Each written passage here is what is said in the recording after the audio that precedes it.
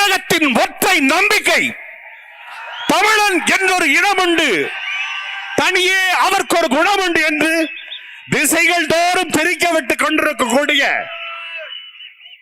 வஞ்சிக்கப்பட்ட தமிழர்களின் வாழ்க்கைக்கு வரமாய் வந்த அண்ணன் செந்தமிழன் சீமான் இப்பொழுது உங்கள் முன்னிலையில்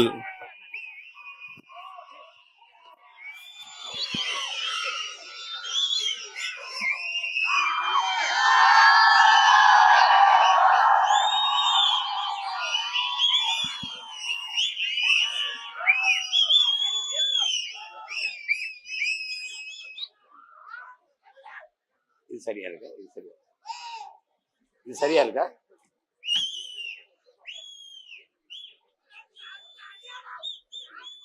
சரியா இருக்கு.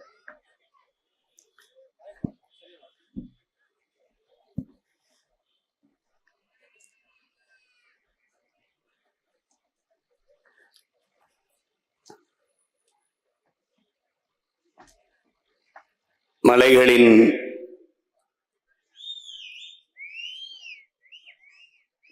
மாநாட்டிற்கு வந்திருக்கிற என்னுடைய உயிரோடும் உணர்வோடும் கலந்து வாழுகின்ற அன்பு உறவுகள் அனைவருக்கும் வணக்கம்.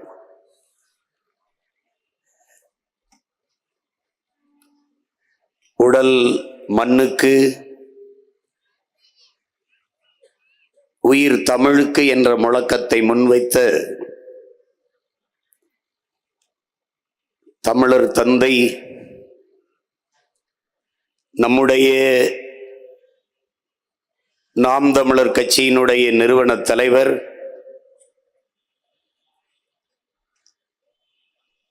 ஐயா சீபா ஆதித்தனார் அவர்களுடைய பிறந்த நாள் இன்று.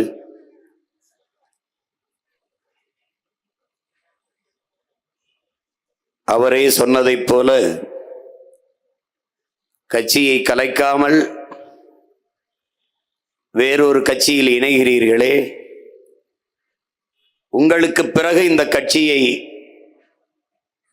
யார் எடுத்து நடத்துவார்கள்? வழி வழியே வருகிற வீர தமிழ் பிள்ளைகள் அதை எடுத்து நடத்துவார்கள் என்றவர் அன்று கூறி சென்றார்.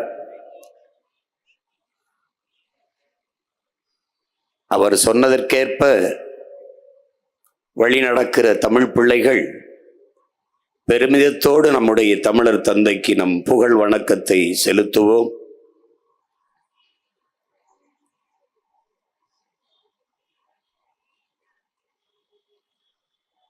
நம்முடைய அன்பிற்கினிய தம்பி விஜய் அவர்கள்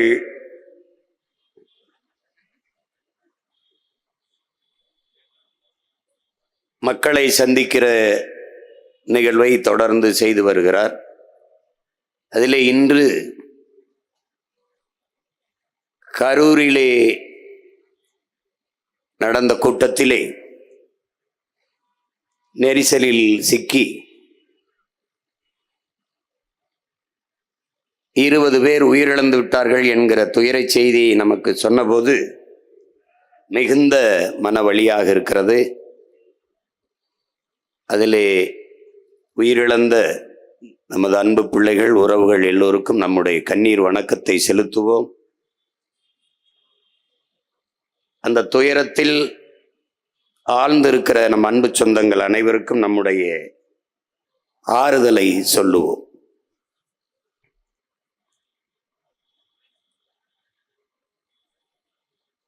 வரலாற்றில்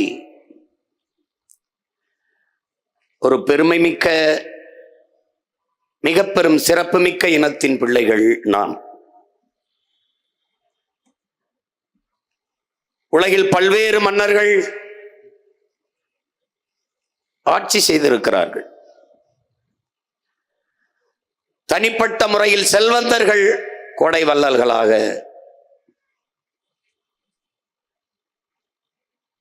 இருந்திருக்கிறார்கள், வாழ்ந்திருக்கிறார்கள். ஆனால்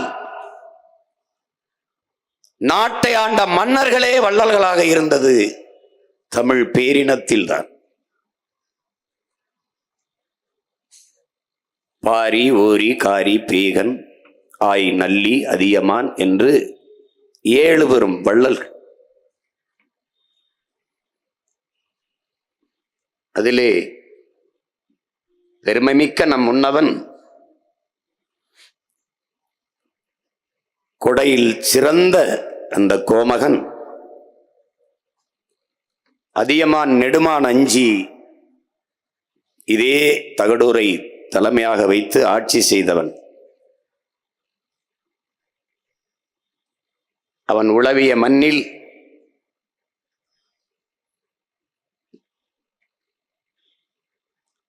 அவன் பாதுகாத்து வைத்த மலைகளை அவன் பேர பிள்ளைகள் இன்று பாதுகாப்பதற்காக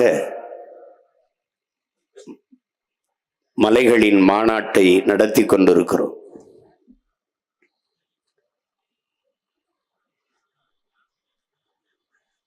மலை என்பது ஒரு கற்குவியல் என்று நாம் கருதி கொண்டிருக்கிறோம்.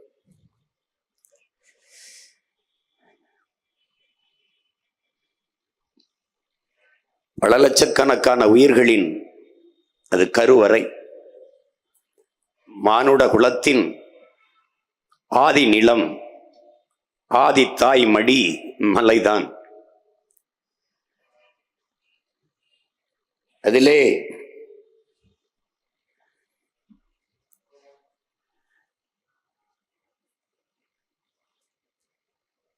ஐம்பூதங்கள் என்று எல்லோரும் சொல்ல நீங்கள் கேள்விப்பட்டிருப்பீர்கள். அதை தமிழிலே நாம் ஐம்பெரும் ஆற்றல் என்று சொல்லுகிறோம். நிலம், தீ, நீர், வழி, விசும்பு இவை ஐந்தும் கலந்த மயக்கமே உலகம் என்று தொல்காப்பியம் பாடுகிறது. தொல்காப்பியம் நமக்கு கற்பித்திருக்கிறது. அப்ப நிலம், நீர், தீ, வழி, வெளி இந்த ஐந்தும் தான் உலக உயிர்களின் தொடக்கம். அதற்குள்ளேதான் எல்லா உயிர்களும் அடக்கம். மனிதர்கள் மட்டுமல்ல, இந்த 5 ஆற்றல்கள் இன்றி உலகில் எவ்வுயிரும் இல்லை என்பதை என்னரும் சொந்தங்கள் தெரிந்து கொள்ள வேண்டும்.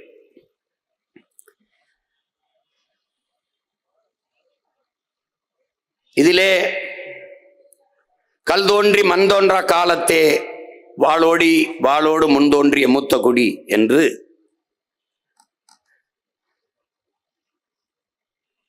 பாடுகிற போது நம்மை தமிழர்கள் வீண் பெருமை பேசுவார்கள். மண் தோன்றவில்லையாம், கல் தோன்றிவிட்டதாம், அதிலே இவர்கள் தோன்றிவிட்டார்களாம் என்று கேலி பேசுவார்கள்.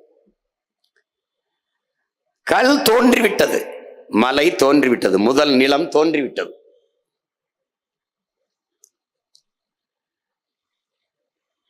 மூன்றாவது நிலம்தான் மண்.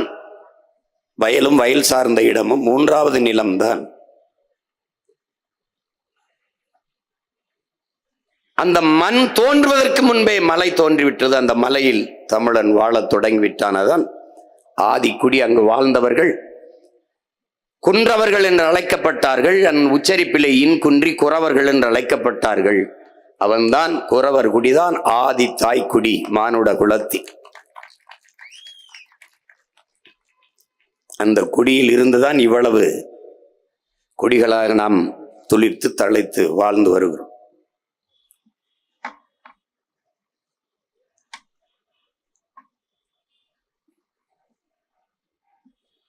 மலைகளின் மாநாடு ஏன்? மலைவளமே மண்வளம் என்று நாம் சொல்வதற்கு காரணம் என்ன? மலைக்கும் மண்வளத்திற்கும் என்ன சம்பந்தம்?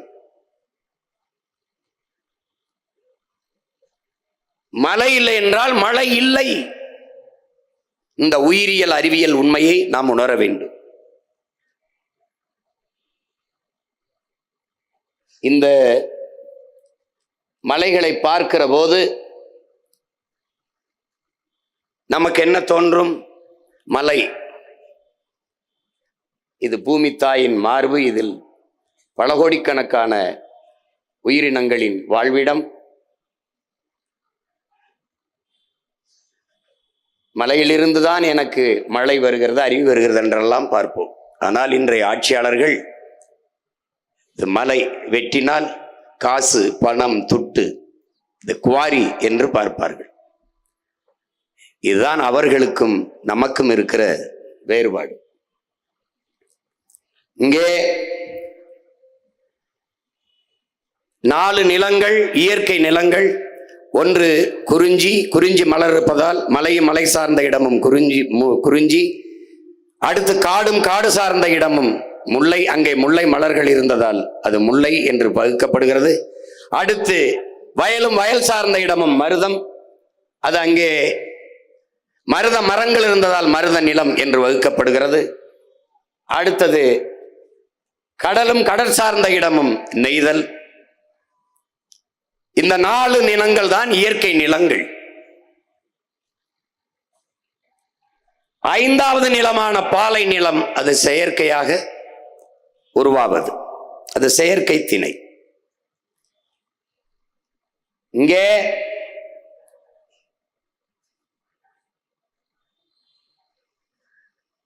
இந்த 4 நிலங்களை தாண்டி இன்னொரு நிலம் பாலைவனம். அந்த நிலம் முல்லையும் குறிஞ்சியும் முறைமையில் திரியின் நல் இயல்பிழந்து நிலம் நடுக்குற்று பாலையனும் படிமம் கொள்ளும் என்று நம்முடைய மூதாதை இளங்கோவடிகள் பாடுகிறார். இங்கே கவனியுங்கள், ஒரு நாட்டினுடைய எதிர்காலம் என்பது அந்த நாட்டின் வகுப்பறையில் தீர்மானிக்கப்படுகிறது. ஒரு நாட்டின் எதிர்காலம் என்பது அந்த நாட்டின் வகுப்பறையில் தீர்மானிக்கப்படுகிறது. ஒரு நாட்டின் நலன் என்பது அந்த நாட்டின் ஒவ்வொரு வீட்டின் சமையலறையில் தீர்மானிக்கப்படுகிறது. வளத்திலே ஆகச் சிறந்த வளம் அறிவு வளம்தான். நலத்திலே ஆகச் சிறந்த நலம் உடல் நலன்தான். உணவே மருந்து என்று நமது முன்னவர்கள் கற்பித்தது இதில்தான். ஒரு நாட்டின் வளம் என்பது அந்த நாடு பெற்றிருக்கிற நிலத்தின் வளத்தை பொறுத்து அமைகிறது. ஒரு நாடு பெற்றிருக்கிற நிலத்தின் வளம் என்பது அந்த நாடு பெறுகிற நீரின் வளத்தை பொறுத்து அமைகிறது. அந்த நீரின் வளம் என்பது அந்த நாடு பெறுகிற மழைகளின் வளத்தை பொறுத்து, மழை எவ்வளவு பொழிகிறதோ அதை பொறுத்து அந்த நாட்டினுடைய நீரின் வளம் அமைகிறது. அந்த நாட்டின் மழையின் வளம் என்பது அந்த நாடு பெற்றிருக்கிற மலைகளின் வளத்தை பொறுத்து அமைகிறது. அதனால்தான் மழை இல்லை என்றால் மழை இல்லை.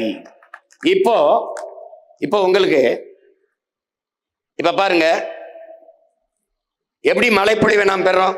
சூரியன் தந்தை, கடல் தாய், இருவருடைய இயற்கை இணைவிலே நீராவியாகி குளிர் மேலே போகும்.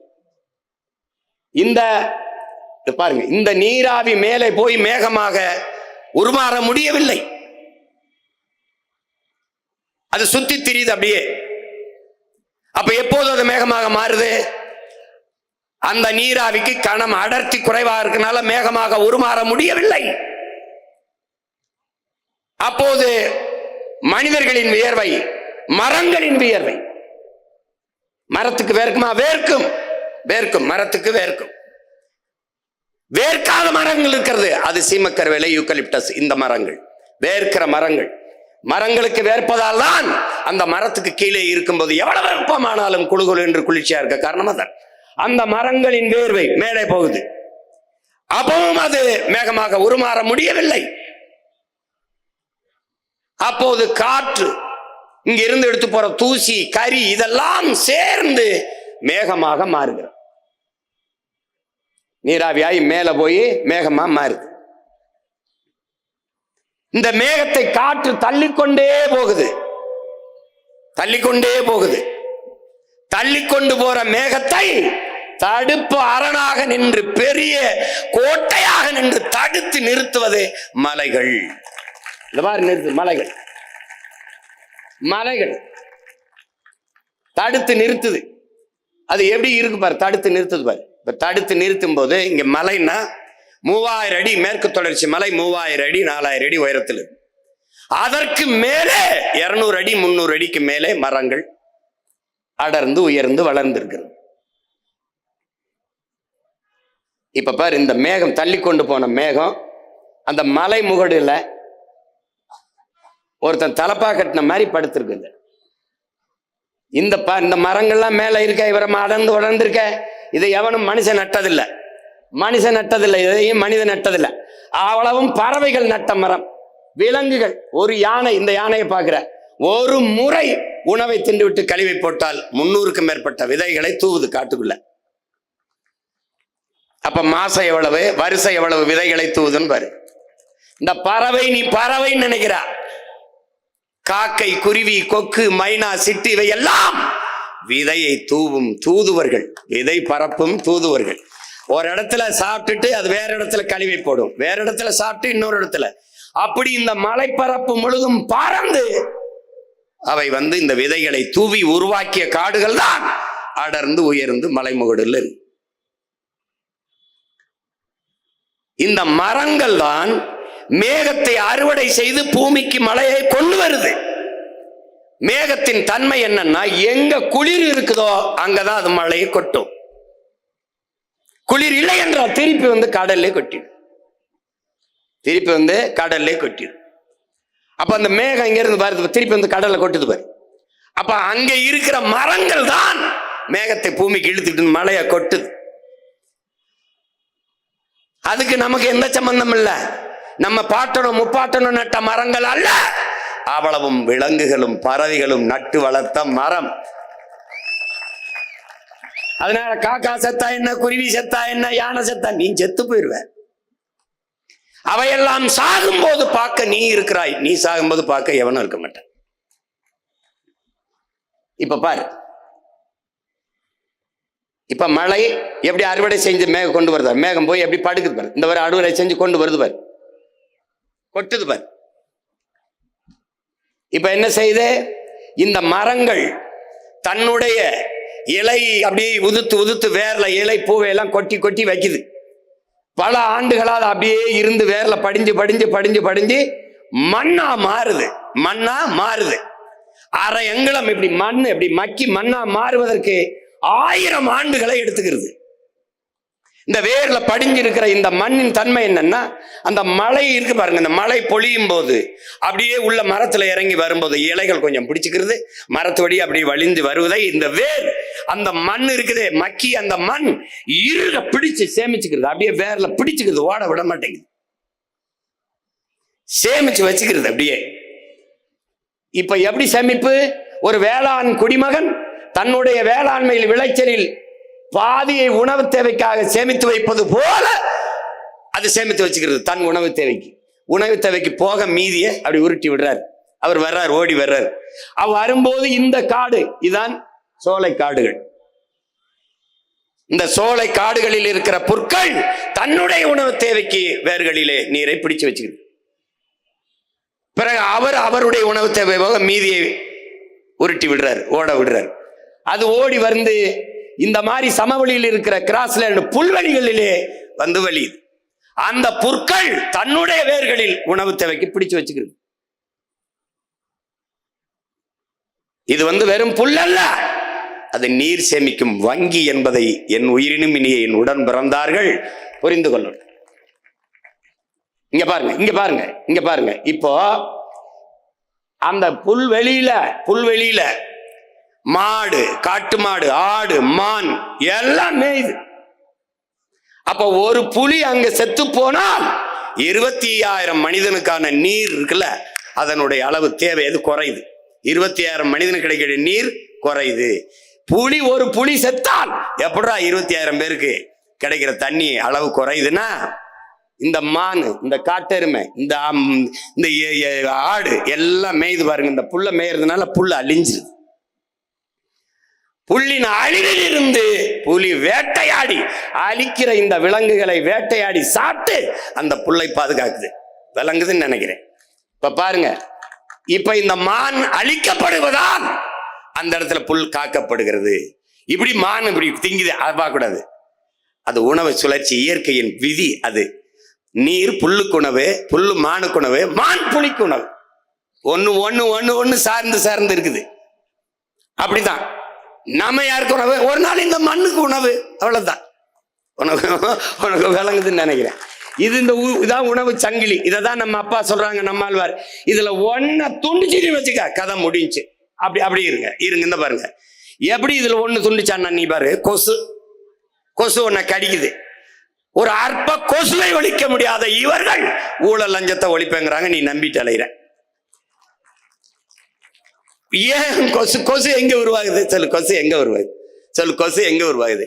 அழுக்கு தண்ணியில உருவாகுது. தண்ணி ஏன் அங்க அழுக்காகுது? அங்கேயே தேங்கி இருப்பதால் அது அழுக்காகுது. அங்க கழிவு நீர் தேங்கி இருக்கும் போது அங்க கொசு முட்டை இடுது. அந்த முட்டையை ஒருத்தன் சாப்பிடுவான், அவனுக்கு உணவு. யாரு? தவக்கலை, அரட்டலை. அவன் பிடிச்சு முட்டையை சாப்பிட்டே இருப்பான். நீ இந்த கேடு கட்ட பிளீச்சிங் பவுடரை கொண்டு இந்த அரட்டலைக்கு பயந்து அதுல போட்டு அவனை கொன்னுற. அவன் செத்துறான். கொசு முட்டையை விட்டு சுதந்திரமா பொறிச்சு பல லட்சக்கணக்கா வந்து உன்னை போடுது. அது டெங்குங்குது, அப்புறம் ஊதுறான் சங்கு. அதை நீ போய் சேர்ந்துடுற. இதான் நடந்தது. டெங்குன்னு ஒரு போடு, அதுக்கப்புறம் சங்கு தான் உனக்கு. இப்ப கொசு உற்பத்தியை தடுக்க முடியவில்லை. காரணம், நீ அந்த உணவு சங்கிலிய வெட்டின. தவளைய கொன்ன, அது உணவு போயிரு. எலிய கொன்ன, பாம்பு வந்து. இப்ப பாம்பு சத்து, கருடன் எல்லாம் அந்த அதுகளுக்கு உணவு இல்லை. ஒன்னு சார்ந்திருக்கு. எலி என்ன செய்யும்? பாம்பு என்ன செய்யும்? இந்த பூச்சி இலை இதை புறம் திங்குது பாரு. நம்ம பூச்சி செடியை வெட்டி திங்குதுல பயிர, அதை புறம் எலி சாப்பிடும், அந்த பாம்பு சாப்பிடும். நீ அதை கொன்னவன அது பிரச்சனை. இங்க இருக்கிற ஒன்னு சார்ந்து, இதான் உணவு சங்கிலி. இதை அறுத்துட்டினா உலக சுழற்சி நின்றும். மிகப்பெரிய அழிவை நாம் எதிர்கொள்ள நேரிடும். அதனால இதெல்லாம் செத்து போச்சே, அதெல்லாம் செத்து போச்சேன்னு நீ சாதாரணமா நீ கடந்து போயிட முடியாது. வாங்க, இப்ப ஒரு புலியின் மரணம் 20,000 மானுடனுக்கான நீரை அது குறைக்குது. 20,000 ஒரு மனிதன் கிடைக்கிற நீர் வந்து பாதிக்கப்படுதுங்கிறான். இப்ப இந்த குழந்தை வந்து பாருங்க, இந்த குழந்தை சாப்பிடும் போது எப்படி 2 சாப்பிட்டு வாயில போட்டு 2 சோற கீழே சிந்துது பாருங்க. அது மாதிரிதான் இவையெல்லாம் தண்ணீரை அவனுக்கு போக மீதியை உருட்டி விடுறான். வர்றான் பாருங்க. அப்படியே வந்து பல கோடிக்கணக்கான நீர்த்துளிகள் உருண்டு திரண்டு பேரருவியா கொட்டுறான். இங்க பாருங்க, அப்படியே பாருங்க. இதுல என்னன்னா, ஒரே நாள்ல அந்த மலை வந்து அங்க மேல இருந்து ஓடி வந்து போயிரும் அது. ஆனால் விடாமத 3-4 மாதங்களுக்கு அதை அப்படியே சேமிச்சு வச்சு கொட்டுறது யாருன்னா, இந்த மரங்கள், இந்த சோலைக்காடுகள், இந்த புல்வெளிகள், இவைதான் அதை சேமிச்சு கொஞ்சம் கொஞ்சமா விட்டு நீண்ட நாள் அந்த அருவி கொட்டுவதற்கு. இதுல ஒருத்த வேலை இல்லை, ஒவ்வொருத்தனும் நமக்காக அங்கிருந்து உழைச்சிக்கிட்டு இருக்கான்னு நீங்க கவனத்துல வச்சுக்கணும். இப்ப நீ பாக்குற, இங்க இருந்து பார்க்கும்போது மச்சான் அப்படியே எண்ணெயை தேய்ச்சி அப்படியே குளிச்சுட்டு அப்படியே அருவின்னு வர்ற. அவன் பாரு, அவன் அங்க பாரு யாருன்னு பாரு. உன்னுடைய தாய், நம் தாயின் மார்பிலிருந்து நமக்கு பால். பூமி தாயின் மலை மார்பிலிருந்து உலக உயிர்களுக்கு பால். நம் தாய் ஊட்டிய பாலில், நம் தாயின் மாரில் நாம் மட்டும்தான் பால் உண்டோம். ஆனால் பூமி தாயின் மலை மார்பில் உலக உயிர்களுக்கெல்லாம் பால் ஊட்டிய தாய் அவதான். வாங்க, இப்ப இதுல என்ன நீங்க கவனிக்கணும், நம்ம கண்மாயை நம்ம வெட்டினோம், ஏரியை நம்ம வெட்டினோம், குளத்தை நம்ம வெட்டினோம், தாங்களை நம்ம வெட்டினோம், ஏந்தலை நம்ம வெட்டினோம், எல்லாம் அந்த பாரு எல்லாம் போயிடுச்சு. ஆனால் ஆறை நம்ம உருவாக்கல. ஆறை உருவாக்குது மனிதன் அல்ல, கிணறை உருவாக்கணும். எல்லாவற்றையும் நாம் உருவாக்கினோம் மனிதன். ஆனால் ஆறை உருவாக்கியது அருவி. அது எந்த பக்கம் வசதியா இருக்கோ அதுவே பாதை கண்டு ஓடும். ஆத்துக்கு பாதை கண்டு யாரு தந்தது, தானாக பாதை கண்டு நடக்குது. காற்றுக்கு பாட்டு சொல்லி யாரு தந்தது, தானாக பாட்டு ஒண்ணு படிக்குது. அது மாதிரி தானாக பாதை கண்டு ஓடியது ஆறு.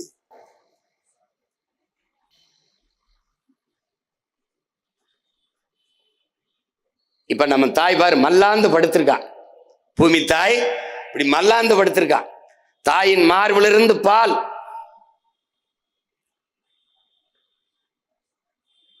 அதை போல பூமி தாயின் மலை மார்பிலிருந்து எல்லா உயிர்களுக்கும் பால். புல்லு, பூண்டு, ஆடு, மாடு எல்லாவற்றுக்கும் பார். இங்க பாரு, இதில் என்னன்னு பாரு, இது என்னன்னு பாரு. அப்படி ஓடி வரும்போது, அருவி வேகமாக வரும்போது பெரும் சிறு பாறைகளை உருட்டி கொண்டு ஓடி வருது. அதுல ஒன்னோடு ஒண்ணு உரசி நொறுங்குது. சிறு சிறு துகள்களாக நொறுங்கி ஆற்றின் மேலே மணலாக படியுது. ஆற்றுக்கு மணல் என்பது, ஆற்று மேலே படிக்கிற மணல் என்பது மனித உடலுக்கு தோல் போன்றது. இந்த மணல் அரை அங்குலம் இவ்வளவு படிந்து அரை அங்குலம் உருவாவதற்கு 100 ஆண்டுகள் ஆகும் என்று ஆய்வு செய்து. அரை அங்குலத்துக்கு. இப்ப பாரு, இந்த மணலின் சிறப்பு என்ன? உலகத்தின் தலை சிறந்த நீர் வடிகட்டி மணல். உலகின் தலை சிறந்த நீர் தேக்கி மணல் தான். இப்ப கோடை காலத்துல கூட அது என்ன, ஆத்துல போய் பார்த்தீங்கன்னா கொஞ்சோண்டு அப்படி தோண்டினா தண்ணி வந்துடும். என்ன தேக்கி வச்சுக்கிறான். அப்ப சிறந்த நீர் கட்டி அதுக்கு சான்ற பாரு. நீர் வடிகட்டி கடல்ல நீ பாரு, கடல்ல உப்பு கரிக்கும்.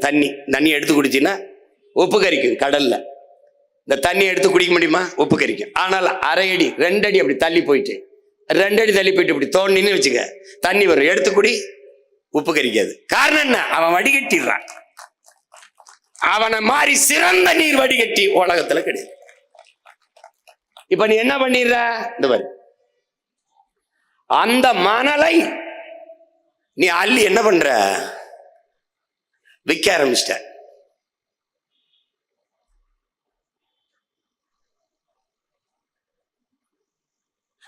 எல்லாருக்குமான பாலை கொடுக்குறா பாரு உன்னுடைய ஆறு.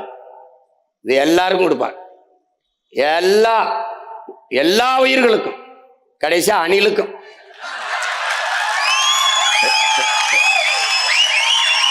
அணிலுக்கும் கொடுக்குறான். ஆனா அணிலுக்கு இது தெரியாது. அப்ப யாருக்கு தெரியும்? புலிகளுக்கு தான் தெரியும்.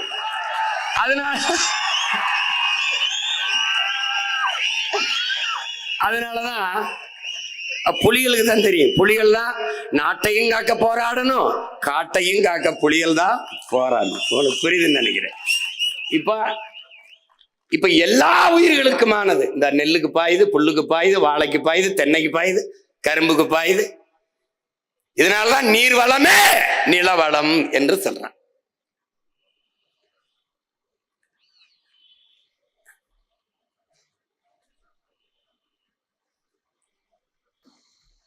வள்ளுவ பெருமகனார் இது என்ன சொல்றாரு?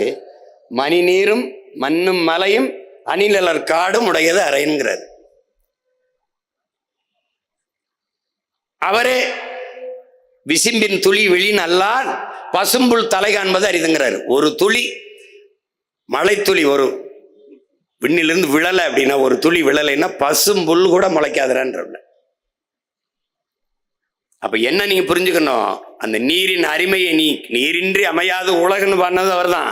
ஆனா நீ என்ன புரிஞ்சுக்கணும்? காடின்றி அமையாது நீர் என்பதையும் நீ புரிஞ்சுக்கணும். அதான் ரொம்ப முக்கியம். இப்ப என்னன்னா, இந்த மலைகளை வெடி வச்சு தகர்த்து பாரு. தகர்த்து எப்படி வெட்டிருக்கான் பாரு. ஒரு பல்ல பிடுங்குனா அதை எளிரோட பிடுங்கிட்டு அந்த இடத்துல எவ்வளவு பள்ளம் இருக்குமோ அது மாதிரி நம்முடைய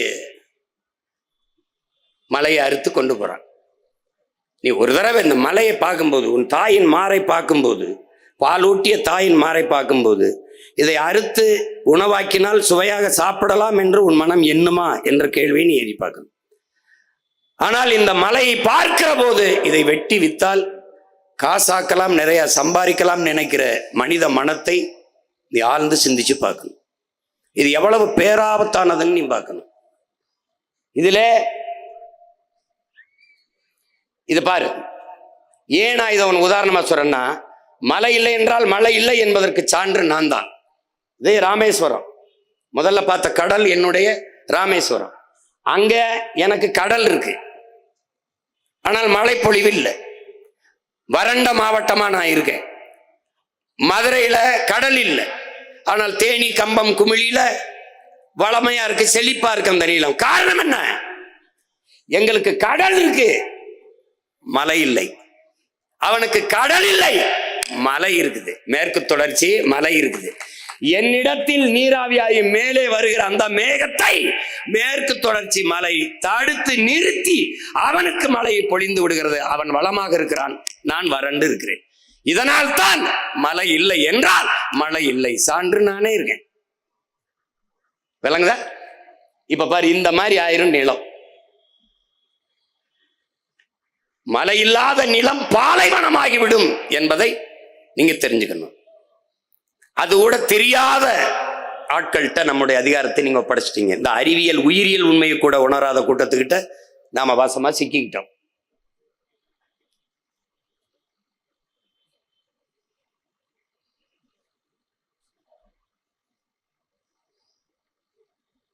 இதுல என்னன்னு பாத்தீங்கன்னா, நம்முடைய முன்னவன் கரிகாலன் இந்த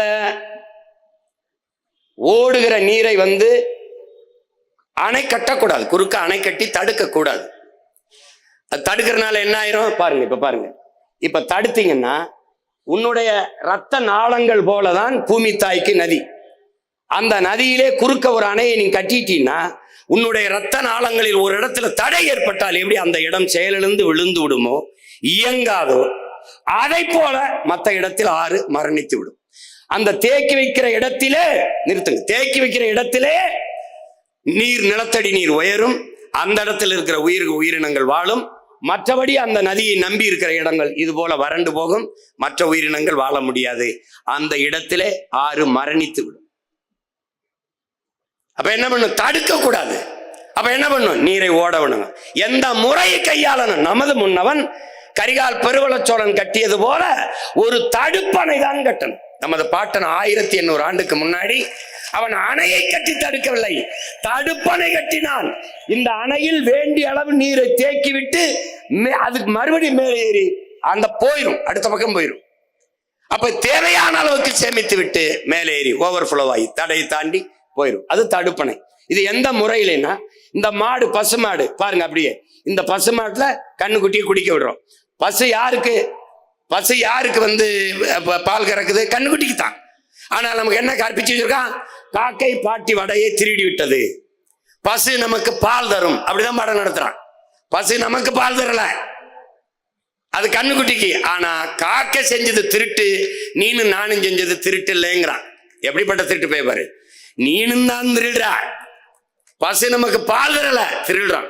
அதுவும் சில மாடு உதஞ்சிரும்னா, வாழை கண்ணில் அடிச்சிரும்னா வாழையும் காலையும் சேர்த்து ஒரு கட்டை போட்டுட்டு கறக்குறோம். இப்ப கண்ணுக்குட்டியை குடிக்க விட்டான், அது கண்ணுக்குட்டிக்கு தான் பால் கறக்குதுன்னு நினைச்சு கறக்கும். நம்ம அது திரும்பி பார்க்க விடாம முன்னாடி கொஞ்சம் கூலத்தை போடுவோம். இப்ப போடுவாரு பாருங்க, போடுறாரா? இது சாப்பிடும். அது குனிஞ்சு இறைய சாப்பிட்டுக்கும் போது பாலை கறந்துருவேன். உனக்கு தேவையானதை எடுத்துக்கிட்டு திருப்பி அதே கண்ணுக்குட்டியை கொஞ்சம் மடுவுல மிச்சம் வச்சு பாலை குடிக்க விடுவேன். பாரு, குடிக்க விடுறாரா? இந்த முறையைத்தான் நீ நீர் மேலாண்மையில கையாளணும். எப்படின்னா, கடல்ல இருந்து, தாயிலிருந்து வந்தவர் ஆறு, ஏரி, கண்மாய், கரணை, தாங்கல், ஏந்தல், ஊரணி, குளம், குட்டை, இப்படி நமது பண்டை தமிழ் முன்னவர்கள் நீர் மேலாண்மையை கடைபிடிச்சிருக்கான். இது போல ஆறுல இருந்து வர்றதை, அந்த நீரை ஒரு ஏரிய வெட்டி, இப்ப ஏர்போர்ட் கட்டுறான்ல 5000 ஏக்கர், என் மக்கள் தர மாட்டேங்கிறான். அதே 5000 ஏக்கர்ல அவன் மகன் நான் ஏரி வெட்டுறேன்னா கொடுத்துருவான்.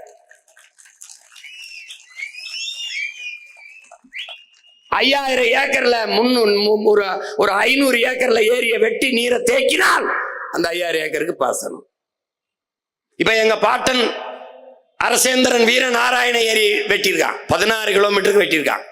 என் ஊர் ராமேஸ்வரத்திலிருந்து தலைமன்னாருக்கு 16 கிலோமீட்டர் தான் கடலின் குறுக்கு வாட்டில். அப்ப 16 கிலோமீட்டர்னு ஒரு சின்ன கடல்.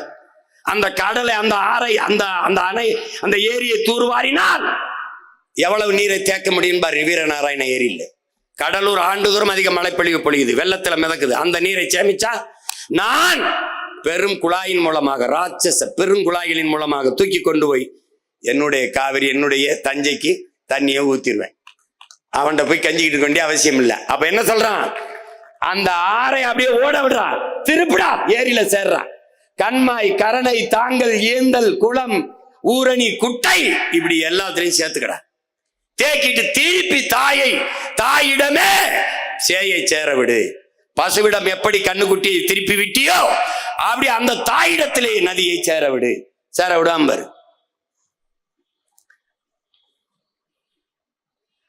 அப்ப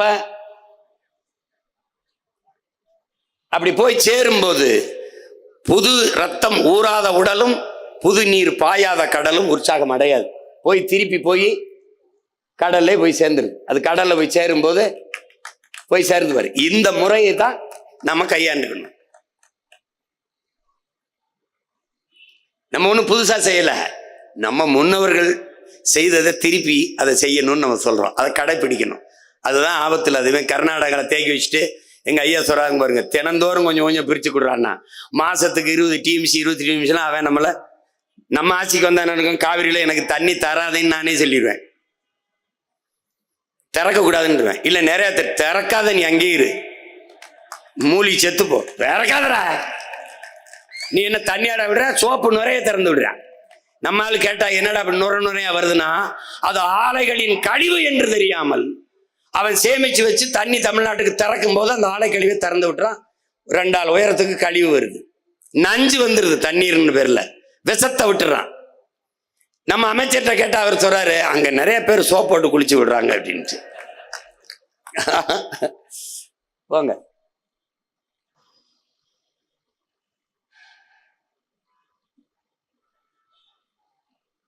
இதுல என்னன்னா, இந்த மணலை அள்ளி அப்படி இருங்க, அப்படி இருங்க, இங்க பாருங்க, இந்த மணலை அள்ளி நம்ம கொண்டு போய் விற்கிறான். அவன் என்ன சொல்றான், நமக்கு புத்தால்தனமா நம்மகிட்ட என்ன கேள்வி எழுப்புறான்னா, மணல் அல்லன்னா வீடு எப்படி கட்டுறதுங்கிறான். தமிழ்நாட்டு மக்களின் மணல் தேவைக்கு மட்டும்தான் தமிழ்நாட்டு ஆறுகளில் மணல் அள்ளப்பட்டதா அப்படிங்கிற கேள்வி உடனே நமக்கு எழுது. நமது முன்னவர்கள் எத்தனாயிரம் ஆண்டுகளாக இந்த நிலத்தில் நாம் வாழுகிறோம். அப்ப இந்த ஆறுகளில் மண்ணள்ளி தீர்த்தமா? இந்த ஆறுகள் எல்லாம் மண்ணு தீர்ந்து போனதா? கோட்டை கட்டி ஆண்டோம், அரண்மனைகள் எல்லாம் கட்டி வாழ்ந்தோம், பெரிய பெரிய வீடுகளை கட்டி வாழ்ந்தோம். அப்போதெல்லாம் ஆறுகளில் இந்த மணல் மொத்தமாக அள்ளி முடிக்கப்படாத போது இப்போது மட்டும் ஏன் தீர்ந்து போனது என்ற கேள்வியை நீங்க எழுப்பி பார்க்கணும். தமிழக மக்களின் மணல் தேவைக்கு மட்டும் அள்ளப்படாமல் பிற மாநிலங்களின் மணல் தேவைக்கும் உலக நாடுகளின் மணல் தேவைக்கும் அள்ளி விற்கப்பட்டது. ஆற்றின் மணல் காசாக பார்க்கப்பட்டது. அன்னைக்கு அறிஞர் அண்ணா அவர்கள் வரும்போது ஒருபடி அரிசி 3 ரூபாய்க்கு நான் போடுவேன் என்று சொல்ல போது இவர்கள் எல்லாம் என்ன அண்ணா அப்படி சொல்கிறார், அரிசி 3 ரூபாய்க்கு போடுவதற்கு என்ன படி அரிசி 3 ரூபாய்க்கு போட ஆற்று மணலா என்று கேள்வி எழுப்பினார்கள். ஆனால் இன்றைக்கு படி அரிசி இலவசமாக இந்த திராவிட அரசுகள் கொடுக்கிறது, ஆற்று மணல் 1000 ரூபாய்க்கு விற்கிறது. எப்படி இருக்கு? இப்போ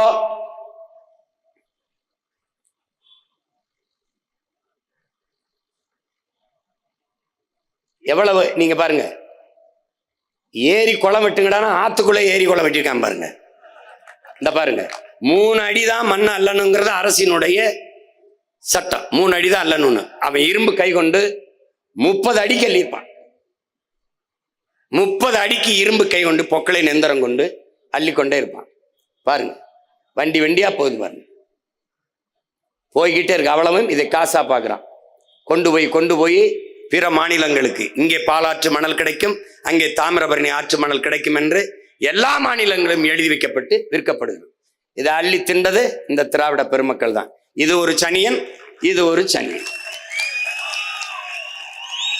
இந்த 2 சனியனையும் சட்டையா தச்சு கொண்டு இப்ப ஒரு சனியன் சனிக்கிழமை வரும். இத சொன்னதுக்கு தான் அண்ணாவை சொல்லிட்டாரு, எம்ஜிஆர் சொல்லிட்டாரு. இந்த 2 சனியனை தான் சொல்றேன்.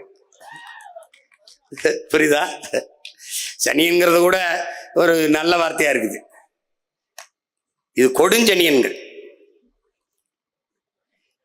இப்ப மணலை அள்ளிவிட்ட பிறகு மனித உடலில் தோலை செதுக்கி விட்டால், எடுத்து விட்டால், வெட்டி எடுத்து விட்டால் எப்படி, அது போல இந்த ஆற்றுக்கு மணல் இந்த பாருங்க எப்படி அல்றான் பாருங்க. இந்த தோலை எடுத்து விட்டால் நோய் தொற்றி வந்து உடனே மனிதன் மரணித்து போவான், இறந்து போவான். அதுபோல என் ஆறும் மணலை எடுத்து விட்ட பிறகு இறந்து போகிறது. ஆறு மரணித்திருது. ஆறு செத்து போகுமா சீமான் நீங்க கேட்கலாம். செத்து போகும். பாரு எப்படி அல்றான் பாரு, செத்து போகும். கழிவு நீர் ஓடுகிற காவாயாக மாற்றி விட்டார்கள். நீங்க பாருங்க, இங்க பாருங்க. இது ஆத்துக்கு இருகரையிலும் இருக்கிற நாணல். மணல் இருந்தால் நடுவில் எதுவும் முளைக்காது, இரு ஓரத்துல நாணல் இருக்கும். மணலை அள்ளிவிட்ட பிறகு மண் வந்துருது. மண் வந்த பிறகு அங்கே மரம் செடி கொடி எல்லாம் முளைச்சிருச்சு. அங்க பாரு எப்படி வந்துருச்சா, மரம் முளைச்சிருக்கு பாரு நடு ஆத்துக்குள்ள. ஏன்னா மணல் அள்ளிட்டான். இங்க பாருங்க, இங்க ஆறு இந்த வண்டியில ஏற்றி போறல, இதுல 2000 லிட்டர் தண்ணீர் போகுதுங்கிறான். ஒரு வண்டியில போற ஈரத்தோட போற மணல்ல 2000 லிட்டர் தண்ணீர் போகுது. இது தண்ணீர் என்று நீ நினைக்காதே என்னுடன் பிறந்தவனே. நம்மை பெற்ற தாயின் கண்ணீர். என்னரும் பிள்ளைகளே, என்னை இப்படி கொண்டு போறானே, பார்த்தும் பார்க்காத மாதிரி இருக்கிறீர்களே, வருங்காலத்தில் தாகத்திற்கு தண்ணி இல்லாமல் நாக்க வறண்டு சாவீர்களே, என்ன செய்வீர்கள் என்று ஏங்கி அழுகிற கண்ணீர் தான் அது. இந்த பாரு, இதை அரசே அது தீர்மானித்த நியமிச்ச அளவுக்கு 3 அடியில அள்ளி வித்திருந்தால் 500 ஆண்டுகளுக்கு இந்த மண்ணின் மக்களின் மணல் தேவைக்கு அது கொடுத்திருக்கலாம். அந்த வருவாயை அரசு தன்னுடைய நிதி தேவையை பெருக்கி, நிதி வளத்தை பெருக்கி மக்களுக்கு பல்வேறு நலத்திட்டங்களை செய்திருக்கலாம். தனியார் முதலாளிகள் கொள்ளையடிப்பதற்கு ஒப்பந்தத்தை கொடுத்து விட்டு கமிஷனை வாங்கிக்கிட்டு நின்ன புரோக்கர் பசங்க கிட்ட நீ நாட்டை கொடுத்துட்ட, வாங்கி தின்ட்டான், மொத்தமா முடிச்சிட்டான். அப்படியே பாரு, இங்க பாரு.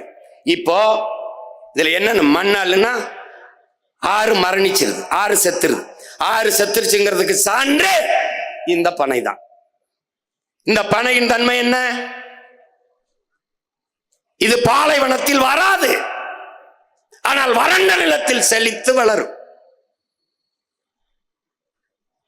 மற்ற மரங்களைப் போல இவன் பக்கத்திலே வேர்களை பரப்ப மாட்டான். கீழே அப்படியே உள்ள போய் அவனுக்கு டியூப் மாதிரி, குழாய் மாதிரி தான் அவனுக்கு நீரை உறிஞ்சி 1000 அடிக்கு கீழே போய் அந்த தண்ணீரை உறிஞ்சி கொண்டு வந்து அந்த பனை என்ன பண்ணும், அப்படியே வச்சுக்கிறோம். அந்த நீர் வளத்தை பெருக்கி நிலத்தின் வளத்தையும் பெருக்கி கொடுக்கும் பனை. அப்ப 10 பனை மரம் ஒரு கிணறை சுற்றி இருந்தால் நீரை கடைசி வரை வற்ற விடாது என்கிறார் நம்முடைய அப்பா நம்மாழ்வார் அவர்கள். அந்த பனை 1000 அடிக்கு கீழே இருந்து தண்ணீரை எடுத்து வரக்கூடிய ஆற்றல் பெற்ற பனை கழுத்து முறிந்து வாழ முடியாமல் வறண்டு சாகிறது என்றால் உன்னுடைய நிலம் நீரற்ற நிலமாக மாறிக்கொண்டிருக்கிறது, உன்னுடைய நிலம் பாலைவனமாக மாறிக்கொண்டிருக்கிறது என்பதை உனக்கு பறைசாற்றுகிறது, எச்சரிக்கிறது, அறிவுறுத்துகிறது, எடுத்து சொல்லுகிறது. அதுதான் இந்த பனை, தென்னை, பாக்கு, இந்த மரங்கள் எல்லாம் ஆத்து கரையில் நிற்கிற மரங்களை கழுத்து முறிஞ்சு சாவதே சான்று.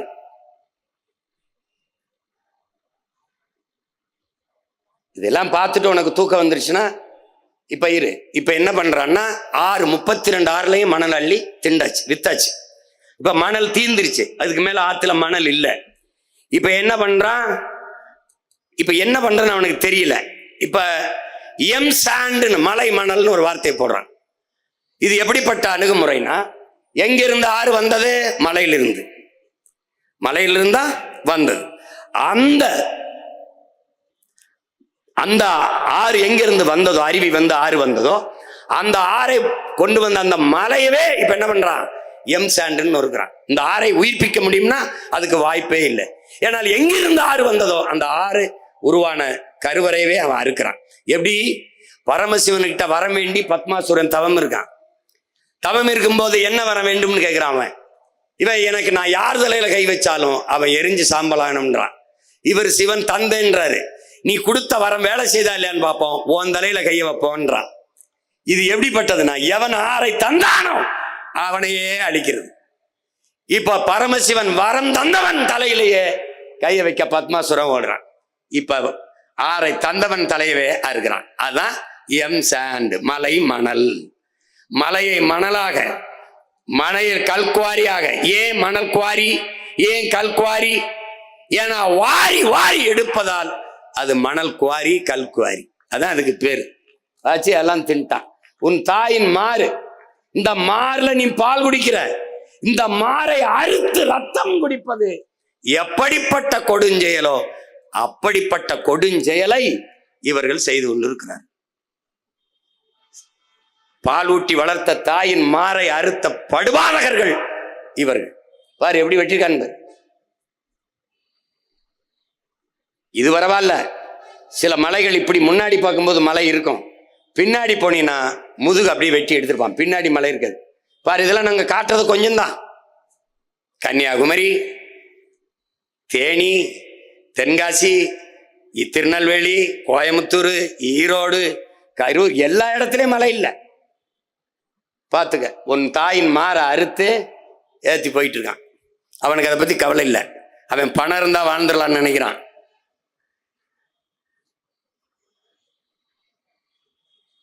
பாரு, இதுல ஏன் போட்டு போட்டு காட்டிக்கிட்டு இருக்கேன்? ஏதோ இருந்தாலும் சும்மா சொல்லிக்கிட்டு இருக்கான்னு நினைக்க கூடாதுல்ல. மலைக்கெல்லாம் ஓட்டு இருக்கான்னு கேட்பான். ஓட்டுக்காக பேசுறவன் இதை பேச மாட்டான். என் தம்பி பாலமல்லீஸ்வரர் மாதிரி நாட்டுக்காக நிக்கிற பிள்ளைகள் தான் இதை நாங்க பேசுவோம். நீ போட்டா போடு, போலைன்னா போ. நீ நோட்டாவுக்கு போடு, இல்லை எவனுக்கோ போடு, எனக்கு அதை பத்தி பிரச்சனை கிடையாது. நாடு மக்களும் நல்லா இருக்குன்னா என்ன, என் நாடு தேடு போடு, அவ்வளவுதான். ஒரு வழி இல்லை, போங்க.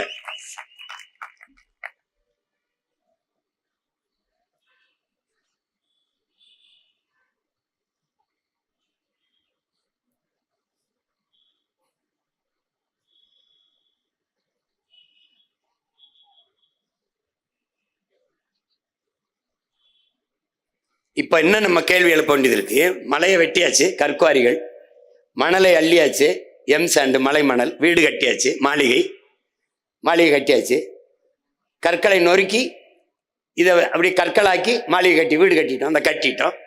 இப்ப மணலா நொறுக்கி, கற்களா நொறுக்கி சாலை போட்டோம், ரோடு போட்டோம், வேகமா போல 8 வழி 4 வழி போட்டோம். வேகமா போறோம். எங்கே போறோம்? வீட்டுக்கா சுடுகாட்டுக்கா? இதான் கேள்வி. மலையை நொறுக்கி கற்களாக்கி மாளிகை, மலையை நொறுக்கி மணலாக்கி மாளிகை, மலையை சிறு சிறு கற்களாக நொறுக்கி சாலை. எங்கே போவதற்கு என்ற கேள்வியை அறிவார்ந்த தமிழ் சமூக மக்கள் உயிர்மை நேயம் கொண்டு, இயற்கையின் மகன், என்னை பெற்றவள் இயற்கை தாய் என்று அறிந்த அன்பு தமிழ் சமூக பிள்ளைகள் ஆழ்ந்து சிந்தித்து பார்க்கணும். இப்ப எங்க போகுது? உன் தாயின் மாறு எங்க பாரு, தெருவில் குமிச்சு வச்சிருக்கான் பாரு, எம் சாண்ட், மலை மணல். இது பாத்துக்க.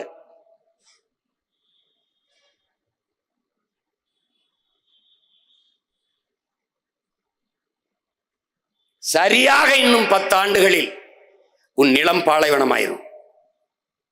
ஏற்கனவே நீ பருவமழையை பெற முடியவில்லை. ஒன்னு புயல் மழை அல்லது பெருமழையைத்தான் நீ பெறுகிற. இப்ப இந்த நிலை போனால் என்ன ஆகும்னு பாரு. இதைத்தான் நம்ம பாட்டன் சொல்றாரு. இப்ப பாரு, காடை அழிச்சிட்டான், மலை அழிச்சிட்டான், குறிஞ்சி அழிச்சிட்டான், முல்லையை அழிச்சிட்டான். இப்ப என்ன செய்யும்? நிலம் இந்த பாரு, முல்லையும் குறிஞ்சியும் முறைமையில் திரியின் நிலம் நடுக்குற்று.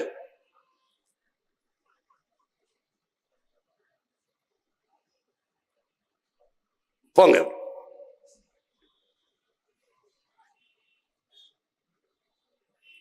இது என்னன்னா, இப்ப கன்னியாகுமரியில இவ்வளவு மலைகளை வெட்டி எடுத்துட்டு போறாங்க. எவ்வளவு கற்றறிந்த மக்கள், கற்றறிந்த மக்கள் அதிகமா இருக்கிற மாவட்டம்ங்கிறாங்க. கற்றறிந்த மக்கள் அதிகமா இருக்கிற மாவட்டம்ங்கிறான். யாராவது ஒருவன் நீ சொல்லு, இந்த மலையை அரை அங்குலம் உன்னோட அதிகாரத்தால் வளர்த்து காட்ட முடியுமா? உன்னுடைய தொழுகையால், உன்னுடைய அழுகையால், உன்னுடைய ஜபத்தால், உன்னுடைய வழிபாட்டால், உன்னுடைய மந்திரத்தால், உன்னுடைய வேண்டுதலால் ஒரு அரை அங்குலம் இந்த மலைகளை உங்களால் வளர்த்து காட்ட முடியுமா? உங்களால் உருவாக்க முடியாத ஒன்றை உங்களுக்கு அளிக்கிற உரிமை யார் எடுத்து கொடுத்தது? சுமாசர் கேட்கிறான். வளங்களை சுரண்டி கொழுப்பதை வளர்ச்சி என்று உங்களுக்கு கற்பித்தது யார்?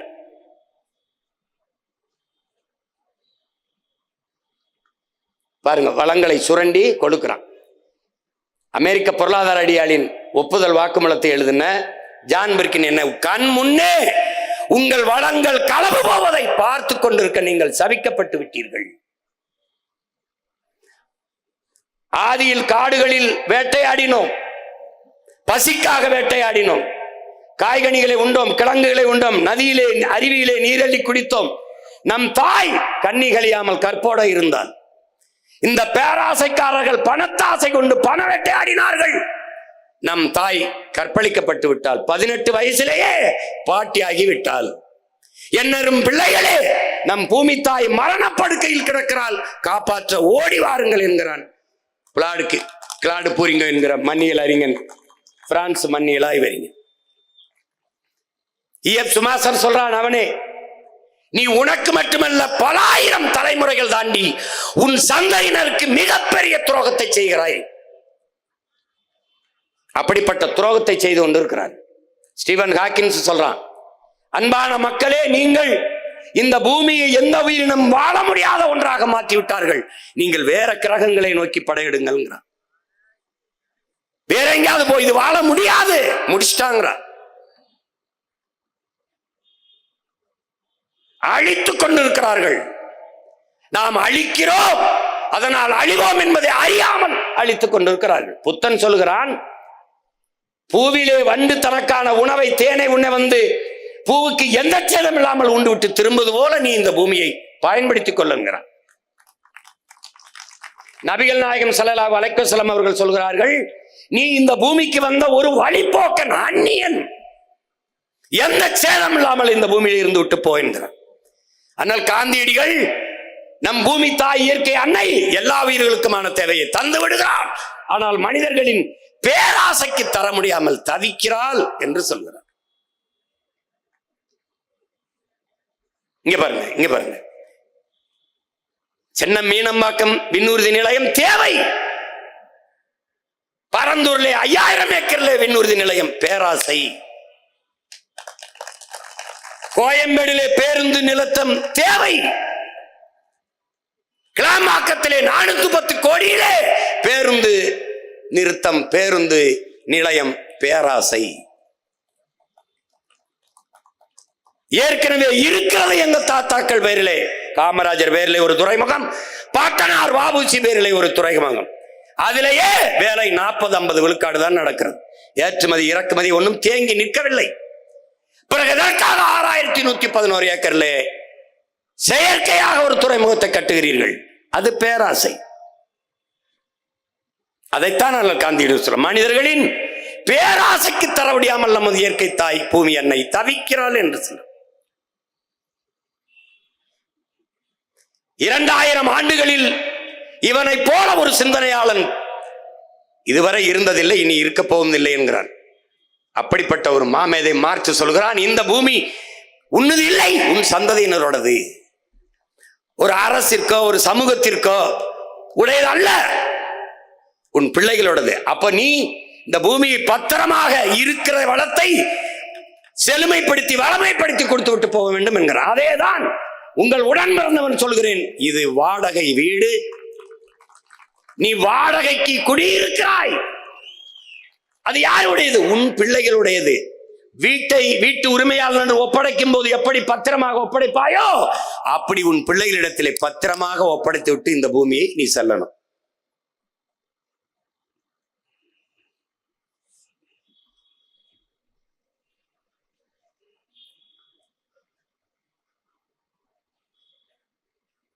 இது என்ன?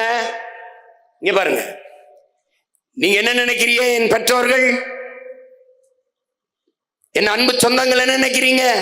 உங்க பிள்ளைகளுக்கு பெரிய வீட்டை, வாழ்வதற்கு நல்ல வீட்டை, பெரிய வீட்டை வைத்து விட்டு போக வேண்டும் என்று நினைக்கிறீர்கள். ஆனால் உங்கள் மகன் உங்கள் பிள்ளைகள் நாங்கள் எங்கள் பிள்ளைகள் வாழ்வதற்கு நல்ல நாட்டை வைத்துவிட்டு போக வேண்டும் என்று நினைக்கிறோம். பாருங்க, நீங்கள் காரு, காசு, பணம் இதை வைத்துவிட்டு போக வேண்டும் என்று நினைக்கிறீர்கள். ஆனால் உங்கள் பிள்ளைகள் நாங்கள் அதே என் பிள்ளைகளுக்கு நல்ல காற்றை சுவாசிக்க வைத்துவிட்டு போக வேண்டும் என்று நினைக்கிறோம். என்ன நினைக்கிறீங்க? தங்கத்தை வைத்து விட்டு போக வேண்டும் என்று நினைக்கிறீர்கள் உங்கள் பிள்ளைகளுக்கு. ஆனால் நீங்கள் பெற்ற பிள்ளைகள் நாங்கள் எங்கள் பிள்ளைகளுக்கு குடிக்க நல்ல தண்ணீரை வைத்து விட்டு போக வேண்டும் என்று நினைக்கிறோம். சொத்தை சேர்த்து வைத்துவிட்டு போக வேண்டும் என்று நினைக்கிறீர்கள். நாங்கள் நஞ்சில்லாத சோத்தை வைத்து விட்டு போக வேண்டும் என்று நினைக்கிறோம்.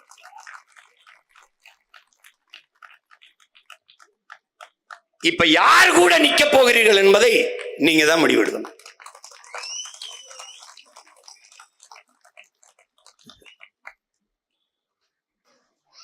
சொல்றான் பாருங்க, இளங்கோவடிகள் எத்தனாயிரம் ஆண்டுகளுக்கு முன்பு நம்ம மூதாதை முல்லையும் குறிஞ்சியும் முறைமையில் திரிந்து நல் இயல்பு அழிந்து நடுங்குயர் உறுத்து பாளையனும் படிமம் கொள்ளும்ங்கிறது. முல்லையும் குறிஞ்சியும் முறைமையில் திரியின் நிலம் நடுக்குற்று நல்லியல்பிலிருந்து பாளையனும் படிமம் கொள்ளும். இப்ப என்ன ஆயிடுச்சு? குறிஞ்சி நிலத்தை வெட்டிட்ட, நீ முல்லை நிலத்தை அழிச்சிட்ட, காட்டையெல்லாம் அழிச்சிட்ட, வெட்டிட்ட, காட்டையெல்லாம் அழிச்சிட்ட. காட்டை அழிச்ச பிறகு இப்ப குறிஞ்சி நிலம் மலையெல்லாம் அழிச்சுக்கிட்டு இருக்க, மலையெல்லாம் வெட்டிட்ட, கல்குவாரி ஆயிடுச்சு. இப்ப இந்த 4 நிலம் தான். இப்ப செயற்கையா ஒரு நிலம் வருது. இந்த முல்லையும் குறிஞ்சியும் அழிச்சிச்சுன்னா அது பாலைவனம் தான். அது எது? இதுதான். நீரற்ற நகரமாக, நீரற்ற நிலமாக உன் நிலம் மாறி வாழ்வதற்கு வாய்ப்பற்றதாக உன் தாய் நாட்டை நீ மாற்றிக் கொண்டிருக்கிறாய். நீ இல்ல, நீ யாருக்கு ஓட்டு போட்டு நாட்டை கொடுத்தியோ அவன் ஆக்கிக்கிட்டு இருக்கான்.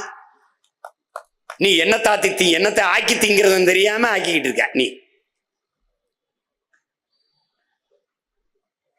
இப்ப பாரு, இது என்னன்னா, அவன் பாலைவனத்தில் இருக்கான், அரபு நாட்டுல.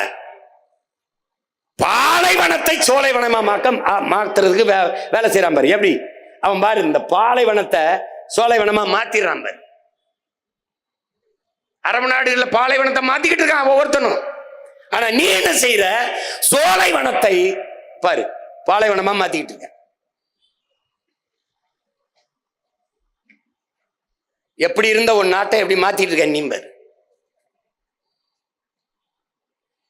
எந்த புரிதலும் இல்லாம நீ சாதி மத உணர்ச்சிகளை சிக்கி, சாராயத்துல சிக்கி, கடைசியா திரைக்க வரிச்சல சிக்கி, இப்ப கூட்டத்துல சிக்கி செத்து கிடக்குற.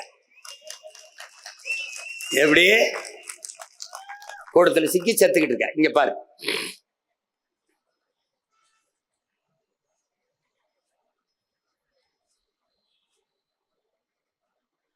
இதுல என்னன்னா, இங்க பாருங்க, இந்த மலையை, இந்த மணலை இப்ப அள்ளி விக்கிற பெருமக்கள் இருக்கான் பாருங்க. இவன் பூரா அதிகாரம் தான் தடுக்கணும், ஆனா அதிகாரம் தான் வெட்டுது, அதிகாரம் தான் விக்குது. கவனிச்சுக்கிட்டீங்களா? அதிகாரம் தான் விக்குது. ஆனால் இது எவ்வளவு பெரிய திருட்டு, எவ்வளவு பெரிய குற்ற செயல். இதற்கு சமூகம் மரியாதை கொடுக்குது. சாராயம் காய்ச்சுற தொழிற்சாலை வச்சிருக்க, ஒரு லிக்யூர் ஃபேக்டரி வச்சிருக்காப்ல, அதுக்கு பேரு மினரல்னு வச்சிடறான். லிக்யூர் ஃபேக்டரி வச்சிருக்கிறாரு. அவர் சமூகத்துல மதிப்பிற்குரியவர். இந்த மலையை வெட்டி விற்கிறவன் குவாரி வச்சிருக்கிறார். மணலை அள்ளி விற்கிறவன் மணல் குவாரி வச்சிருக்காரு. பெரிய முதலாளி, சமூகம் மதிப்பு மிக்கவராயிரு. அப்ப எப்படி ஆயிட்டு இருப்பாரு? எது குற்றமோ அது சட்டப்படி ஆயிரு. இப்போ இது விழிங்கம், விழிங்கத்துல துறைமுகம். இதை கட்டுறது யாரு? அதானி. இந்த நாடு ஒரு தனியார் முதலாளிக்கு துறைமுகம் கட்டுற உரிமையை கொடுக்குது. அவருக்கு கடன் 8000 கோடி அதுவே கொடுத்துருது. ஏன் அந்த காசு வச்சு நீங்க கட்ட முடியாது? ஏன்னா இடையில ஒரு தரகர் அவருக்கு தேவைப்படுது, இவர் கட்டுறார். கேரளா துறைமுகம் யாருக்கு? கேரளாவுக்கு. துறைமுகம் யாருக்கு? கேரளாவுக்கு. ஆனால் இந்த துறைமுகத்தை கட்டுவதற்கு 80 லட்சம் டன் கற்கள் தேவைன்னு என்னுடைய தாயின் மாறை கன்னியாகுமரியிலிருந்து எடுத்துட்டு போறான். இருங்க, அப்படி கன்னியாகுமரியிலிருந்து எடுத்துட்டு போறான். ஏன் நீ கேரளாவில் மலை இருக்க ஏன் வெட்டல? கன்னியாகுமரியிலிருந்து எடுத்துட்டு போறான். என்னுடைய வளத்தை எடுத்துட்டு போயிட்டு அவன் எனக்கு ஒரு பரிசு தரான். எது? குப்பையை கொண்டாந்து கொட்டிட்டு போறான். இங்க மண்ணை எடுத்துட்டு போக வேண்டியது, மண்ணை அங்க கொட்ட வேண்டியது. குப்பை அள்ளிட்டு வந்து என் ஊர்ல கொட்டிட வேண்டியது. அப்ப என்னுடைய தாய் நிலத்தை வள கொள்ளைக்காடாகவும் குப்பை மேடாகவும் மாற்றுகிறார்கள், மாற்ற அனுமதிக்கிறார்கள் திராவிட ஆட்சியாளர். இந்த மாடலுக்கு பேர் தான் திருட்டு திராவிட விளம்பர மாடல். விளம்பர மாடல். இதுல எதுவுமே தெரியாதவன் நாட்டை அதிகாரத்தில் உட்கார்ந்து ஆண்டுகிட்டு பாரு குப்பையை பத்துக்கு. அவன் நமக்கு கொடுத்த பரிசு. இது கொஞ்சம் தான் நினைக்காத. மருத்துவ கழிவு, ஆடு மாடுகள் வெட்டிய குடல், அந்த கழிவு, குழந்தை பிறந்த குழந்தைகள் விழுந்த இறந்த குழந்தைகள், அதனுடைய கழிவு எல்லாத்தையும் கொண்டாந்து கொட்டிட்டு போயிட்டான். பாத்துக்க. இதை எதிர்த்து போராடுறதுக்கு ஒரே ஒரு கட்சி தான் இருக்கு, அது நாம் தமிழர் கட்சி தான் போராடிட்டு இருக்கு.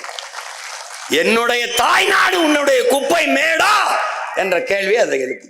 நம்ம மட்டும்தான் கேட்கிறோம்.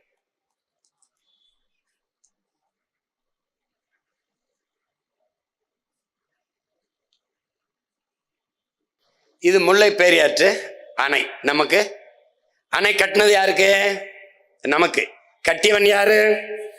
நம்முடைய பாட்டனார் சேதுபதி மன்னனுடைய அமைச்சராக இருந்த முத்து இர்லப்ப பிள்ளை அவர் குதிரையில போயிட்டு இருக்கும்போது பார்க்குறாரு, இங்கே நீர் அதிகமாக போகுது, இந்த நீரை தடுத்து இது பண்ணால் பாசனத்துக்கு பயன்படுத்திட முடியும்னு பார்க்குறாப்புல.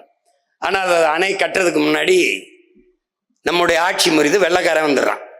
அப்போ வந்த பிறகு ராமநாதபுரம், சிவகங்கை, மதுரை இந்த பகுதியெல்லாம் வறண்டு இருக்கிறதுனால என்ன பண்ணுறதுன்னு தெரியல. அப்போ கர்னலா வந்த பென்னி குக்குங்கிற ஒரு மாமனிதன் நமக்கு இந்த அணையை கட்டி கொடுக்கலான்னு முடிவெடுக்கிறாப்புல. அப்போ காசு இல்லை அவர்கிட்ட.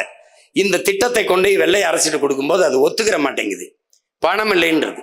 இந்த மகான் விடாம இந்த மனிதன், இந்த மானோட நேயம் கொண்ட அந்த மகத்தான மகன் போய் தன் சொந்த ஊர்ல தன்னுடைய சொத்தை பூரா பிரிச்சு விற்கிறாப்புல. கூட பிறந்தவங்க எல்லாம் அதுக்கு ஒத்துக்கல, வித்துறாரு. அப்போ வித்துக்கிட்டு அந்த பணத்தை எடுத்துக்கிட்டு வரும்போது இந்த மாதிரி அணை கட்ட போறேன் அந்த மக்களுக்குன்னு சொல்லும்போது அவருடைய அன்பு மனைவி 300 பவன் தங்கத்தை எடுத்துட்டு வந்து கொடுக்குறாங்க. ஒரு நல்ல புனிதமான காரியத்தை செய்ய போற, அதுக்கு இந்த நகை என்னுடைய தங்கம் பயன்படட்டும்னு அந்த தாயை கொடுக்குறாங்க. அதை கொண்டு வந்து அந்த மகன், நம்முடைய மூதாதைகள், நம்முடைய பெரியப்பன், சித்தப்பன், தாத்தன், பாட்டன் எல்லாம் சேர்ந்து, அது வெறும் செங்கண்ணு சிமெண்டும் இல்ல, நம்முடைய பாட்டனுடைய வேர்வை, ரத்தம், சதை எல்லாம் சேர்த்து நமக்காக கட்டப்பட்ட முல்லை பெரியாற்று அணைதான் அந்த அணை. அந்த எல்லை பிரிப்பிலே நம்முடைய தாத்தா காமராஜ் அவர்கள் இருக்கிற போது, நேரு அவர்கள் பிரதமராக இருக்கும்போது, அவர்கிட்ட உதவியாளர் அந்த கிருஷ்ண மேனன்கிறவரு, இது எப்படியாவது இந்த முல்லை பெரியாற்று அணை, இந்த இடுக்கி மாவட்டத்தை, தேவிகுளம், பீர்மேடு இருக்கிற அந்த பகுதியை தன்னுடைய மாநிலத்துக்கு கொண்டு போகணும்னு நேருகிட்ட பேசிக்கிட்டே இருக்காங்க. அதை நம்முடைய தாத்தா ஒத்துக்கல. யாரு சொன்னால் காமராஜ் மறுக்க மாட்டார் என்று தெரிஞ்சு நேரு வச்சு சொல்ல வச்சிடறாங்க. அப்ப இந்த இடுக்கி மாவட்டத்தை கொடுக்க கூடாது கேரளாவுக்கு என்று எதிர்த்து சண்டை போட்ட ஒரே ஒருவன் நம்முடைய தாத்தா கண்ணியமிக்க காகிதம் இல்லத்தவர்கள் தான். எடுத்து கொடுத்துறாங்க. நம்ம தாத்தா என்ன பண்றாரு, நேரு பேச்ச தட்ட முடியாம கொடுத்துட்டு, பள்ளமாவது மேடாவது இந்தியாவுக்குள்ளதான் இருக்குது விடுன்னு தரல, அவன் கொண்டு போயிட்டான். இப்ப எல்லை பிரிப்புல இடுக்கி மாவட்டம் அவனுக்கு போனவன, அந்த அணை இருக்கிற இடம் அவனுக்கு ஆயிடுச்சு. இந்த அணையை பாதுகாக்கிற உரிமை தமிழர்களுக்கு இருக்குது. கடைசி அந்த உரிமையையும் கையெழுத்து போட்டு நீங்களே வச்சுக்கணும்னு கொடுத்த பெரியவர் தான் நம்முடைய ஐயா எம்ஜிஆர் அவர்கள். கொடுத்துட்டு வந்துட்டாங்க. இப்ப அணை அவனுக்கு ஆயிடுச்சு. இந்த அணை நீரை நமக்கு தர்றதில்லை. ஆனால் அதுக்கு கீழே ஒரு சிற்றணைன்னு ஒண்ணு இருக்குது, பேபி டேம். அந்த பேபி டேம் சிற்றணை. அந்த சிற்றணையில் தூர் வாரிக்கொண்டால் நீரை அதிகப்படியாக சேமித்து வைத்து நாங்கள் பயன்படுத்திக்க முடியும். அப்படின்னா அந்த தூர் வாருவதற்கு இடையூறாக இருப்பது அதுல இருக்கிற சில மரங்கள். எத்தனை மரம்? வெறும் 15 மரங்கள். அந்த மரங்களை வெட்டி விட்டால் ஆழப்படுத்திக்கிற முடியும் என்று தமிழ்நாடு அரசு கேரளாவுக்கு கோரிக்கை வைக்குது. எத்தனை ஆண்டுகளா வைக்குதுன்னு நினைக்கிறீங்க? 47 ஆண்டுகளாக கோரிக்கை வைக்குது. 47 ஆண்டுகளாக அந்த மரத்தை வெட்ட கேரள அரசு அனுமதி நமக்கு தரல. அதனால அந்த சிற்றணை தூர்வாரப்படல, ஆழப்படுத்தப்படல. மரத்தை வெட்டக்கூடாது நம்முடைய நிலைப்பாடு. ஆனால் மரத்தை வெட்டினால் நட்டு வளர்த்து விட முடியும். நட்டு வளர்த்து விடுகிற மரத்தை வெட்ட மறுக்கிற அனுமதி தர மறுக்கிற கேரளா என்னுடைய மலையை வெட்டி எடுத்துக்கிட்டு போகுது. அவன் மரத்தையே வெட்ட அனுமதி தர மறுக்கிறான், இவன் மலையவே வெட்ட அனுமதி கொடுத்து இருக்கிறான். இதை கணிச்சு டேய், இவங்களை ஒழிக்காம நீ வாழ முடியாதுங்கிற உணர்வை பெறல ஒண்ணும் பண்ண. இது யாரு அனுமதி கொடுத்தது? 2 பேரும் தான். 2 பேரும் தான். இதை விட இன்னும் கொடுமை இருக்குது. இங்க பாரு,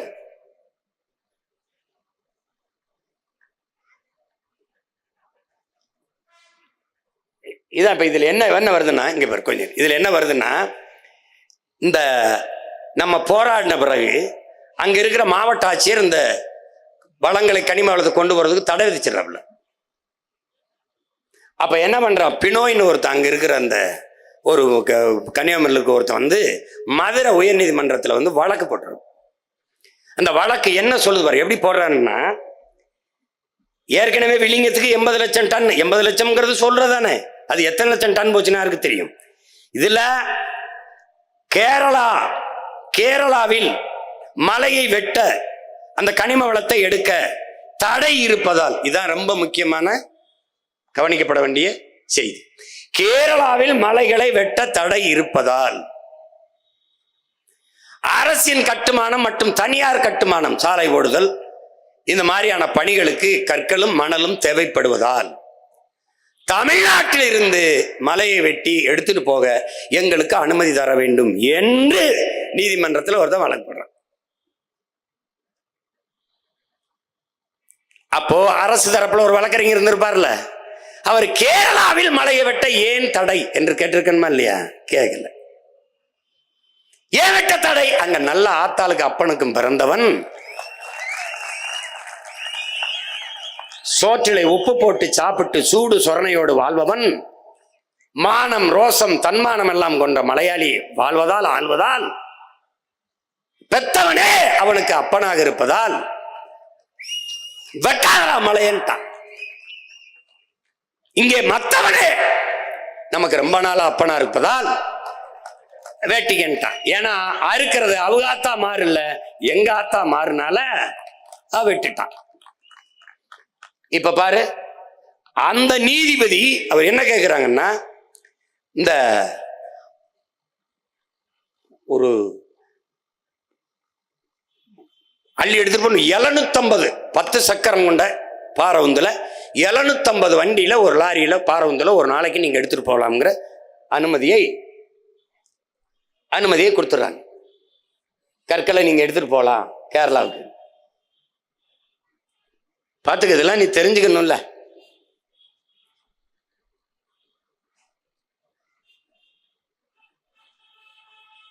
அங்க நீதிபதி ஸ்ரீமதிங்கிற அம்மா எடுத்துட்டு போங்க, வெட்டி எடுத்துட்டு போங்கன்னு கொடுத்துட்றாங்க. மதுரை நீதிமன்றத்தில் கொடுத்துட்றாங்க. அதுல இதை விட இன்னும் பெருமைக்குரிய செய்தியெல்லாம் இருக்கு. இந்த தருமபுரி கிருஷ்ணகிரியில வந்து நம்ம ஏன் இந்த மாநாடை போடணும்னா, இங்க இருக்கிற இந்த பாரவுந்து ஓட்டுநர்கள், அந்த உரிமையாளர்கள் சங்கத்தின் தலைவர் யுவராஜ் அவர்கள் பேசின ஒரு காணொளி வரும் பாருங்க. அவர் என்ன சொல்றாருன்னு,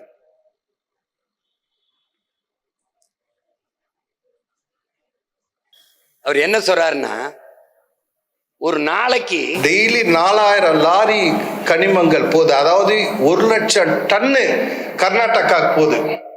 எப்படியே ஒரு நாளைக்கு கர்நாடகால மலை இருக்கா? இருக்கு. அவையா வெட்டல? அதே கதை தான். நல்ல தாய் தகப்பன் அந்த கதை தான். பாரு, 1 லட்சம் டன் ஒரு நாளைக்கு. அப்ப மாசத்துக்கு எவ்வளவுன்னு பாத்துக்க. நம்ம ஐயா பேசுவார், மாண்புமிக்க நம்ம மதிப்பிற்குரிய. கன்னியாகுமரி மாவட்டத்தில் 4 வழி சாலைகள் பணிகள் இன்னும் முடியாத நிலை இருக்கு.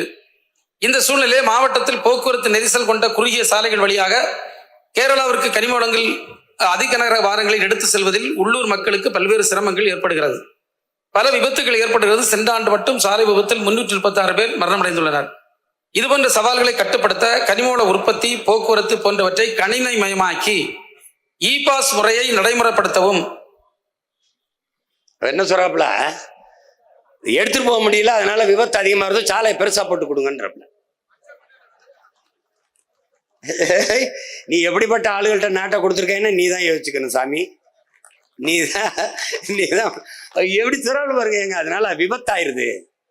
விபத்தாகிறது அவருக்கு பிரச்சனை இல்லை, தன் மலையை வெட்டி எடுத்துட்டு போறது அவருக்கு பிரச்சனை இல்லை. விபத்தாகுது, அதனால கொஞ்சம் சீக்கிரம் அந்த பெருசு பண்ணி அதை கொண்டு போறதுக்கு வழிவகை பண்ணுங்கன்ற. இப்படிலாம் கேரளால ஒரு அமைச்சர் பேசிட்டா மறுநாள் அமைச்சரா இருப்பான். சட்டசபையில பேசுறாப்புல, சட்டசபையில. இதே சட்டசபைக்குள்ள போய் நாம என்ன இருக்குது இருக்குது.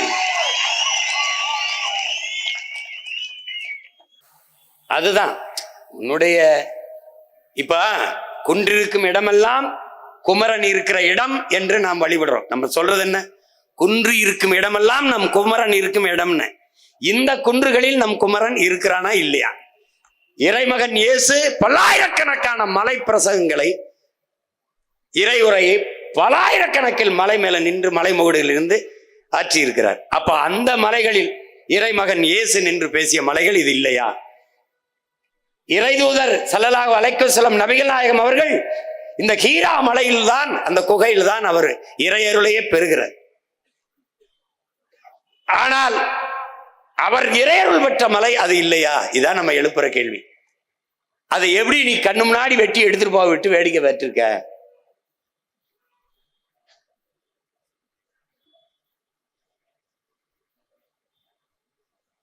இது என்னன்னா, இது எந்த மாதிரி செயலா இருக்குன்னா, நம்முடைய தலைநகர் சென்னையில அது ஆதிக்குடிகளின் நிலம்தான். அது பரச்சேரி தான் அதுக்கு பேரே. அதே மதராசப்பட்டினம், அந்த நிலத்தை கொடுத்தவனே நம்ம பாட்டை ஆதி தமிழன் தான். அவன் பேர்ல தான் அந்த நகரமே இருக்கு. அந்த இடத்துல இந்த ஆதிக்குடிகள் நதி ஓடுது வர, அந்த நதி கரைன்னு இருமரங்கு வாழ்ந்தான். இன்னைக்கு அது நாத்தம் அடித்து சாக்கடை கழிவு நீர் கலந்து ஓடுற கூவம் ஆறு. ஆனால் அன்னைக்கு அது நல்ல நீர் ஒண்ணு, நன்னீர் ஒண்ணு ஆறுதான். அந்த கரையில் வாழ்ந்த ஆதிக்குடி அவனுடைய நிலம். ஆனால் வந்து வந்து குடியேறிய இவர்கள் ஆதிக்குடிகள் நம்மவர்களை ஆக்கிரமிப்பாளர்கள் என்று அடித்து வீட்டை இடித்து வெளியேற்றினான். தலைநகர், தமிழ்நாட்டின் தலைநகரே ஆதி தமிழர்கள் இல்லை. எங்க? கண்ணகி நகர் போ, வீட பத்தியா, செம்மஞ்சேரி போ, கல்லுக்குட்டை போ, பெரும்பாக்கம் போ, விரட்டிட்டான். எதற்காக? கட்டிக்காம்பார் பின்னாடி பெரும் பெரும் முதலாளிகள், காசா கிராண்டு, பாய, அது என்ன அப்பாசாமி இல்ல, அவன் ஒருத்தர் இருக்கான் பாசியம், அவன் இவன், அவன் பெரிய அடுக்கம் கட்டும் போது நாங்க சின்னதா குடிசை போட்டு வாழ்றது அவனுக்கு கேவலமா இருக்கு. இதெல்லாம் அசிங்கமா அப்புறப்படுத்திட்டான். அதுக்கு வச்ச பேர் ஆக்கிரமிப்பு. அதை போலவே பழங்குடி மக்கள், இந்த போறாம்பார், இவன் தான் இந்த காட்டின் பூர்வீக குடி, இவன் தான் நம்ம ஆதி தாய்க்குடி, அவன் தான். அந்த குடிகள் தான் வனங்களின் காடுகளின் பாதுகாவலர்கள். அவன் தேனாடை உண்டுகிட்டு கிழங்கு இதுல சாப்பிட்டுக்கிட்டு அவன் பாட்டு காடை பாதுகாத்துக்கிட்டான். உனக்கு இங்கிருந்து பார்க்கும்போது அது காடு, அவனுக்கு அது வீடு. அவனை வெளியேற்றினால்தான் அந்த வளங்களை வேட்டையாட முடியும் என்பதாலேயே பழங்குடி மக்கள் எவன் அந்த வனத்தை பாதுகாத்து இருக்கிறானோ அவனை வெளியேற்றினான். 30 ஆண்டுகளுக்கு மேலாக எவன் ஒருவன் வனத்தையும் மலையும் பாதுகாத்து நின்றானோ நம்மவன் வீரனுக்கு அப்பன் வீரப்பன் அவனை மரங்களை வெட்டி விற்கிறான் என்று, திருடன் என்று பழி சுமத்தி அளித்தான். அதை போல பழங்குடி மக்களை வெளியேற்றான். வள வேட்டைக்கு இடையூறார்கள். உனக்கு தெரியும் பச்சை வேட்டைன்னு கிரீன் கண்டன், உனக்கு தெரியும் தண்டகாரண்யம் நீ படிச்சிருப்ப. தண்டகாரண்யம் இன்னைக்கு அந்த இடத்துல 200 லட்சம் கோடிக்கு கனிம வளங்கள் அந்த மலைகள்ல இருக்குன்ட்டு அந்த காடுகளை வெட்டி அழித்தால்தான் அந்த மலைகள் இருக்கிற வளங்களை எடுக்க முடியும். அந்நிய முதலாளிகளுக்கு ஒப்பந்தம் போட்டு கொடுத்துட்டான். இப்ப அந்த காடுகளை அழிக்க போகிற போது அங்க வாழ்ந்த புறகுடி மக்கள், பழங்குடிகள், இது என்னுடைய வீடு, தொடக்கூடாது என்று போராட ஆரம்பிச்சான். அவன் தான் இன்னைக்கு மாவோயிஸ்ட் என்று பழிய சுமந்து நிற்கிறான். அதுபோலதான் இந்த ஆதி குடிகள் காடுகளிலிருந்து அப்புறப்படுத்தப்படுவது. அந்த பழங்குடி மக்களுக்கு இன்னும் குடி சான்றிதழ் இல்லை, சாதி சான்றிதழ் இல்லை. திருவண்ணாமலையில் வாழ்ந்த 3000க்கும் மேற்பட்ட நம் ஆதிக்குடிகள் குறவர் குடிகளுக்கு உங்கள் உடன் பிறந்தவன் உங்கள் மகன் வந்து நின்று போராடி, இந்த எங்க அண்ணன் கேப்டன் துறை இருக்காரு, நாங்க நின்று போராடி 3000 பேருக்கு குடி சான்றிதழ் வாங்கி கொடுத்தோம். எஸ்சி எஸ்டிங்கிறான். எஸ்டிக்கு இருக்கிற அந்த இடப்பகிர்வை அவன் பெற முடியாது. குடும்ப அட்டைக்கு 5 கிலோ அரிசி, ஆனால் குடும்ப அட்டை இருந்தால் தான் வாங்க முடியும். அவனுக்கு குடி சான்றிதழே இல்லாத போது எப்படி போய் அவன் அந்த உரிமையை பெற முடியும்? அப்ப எவ்வளவு தூரம் நம்மளை நசுக்கி ஒடுக்கிய அடக்கி வச்சிருக்கான்னு பாத்துக்க.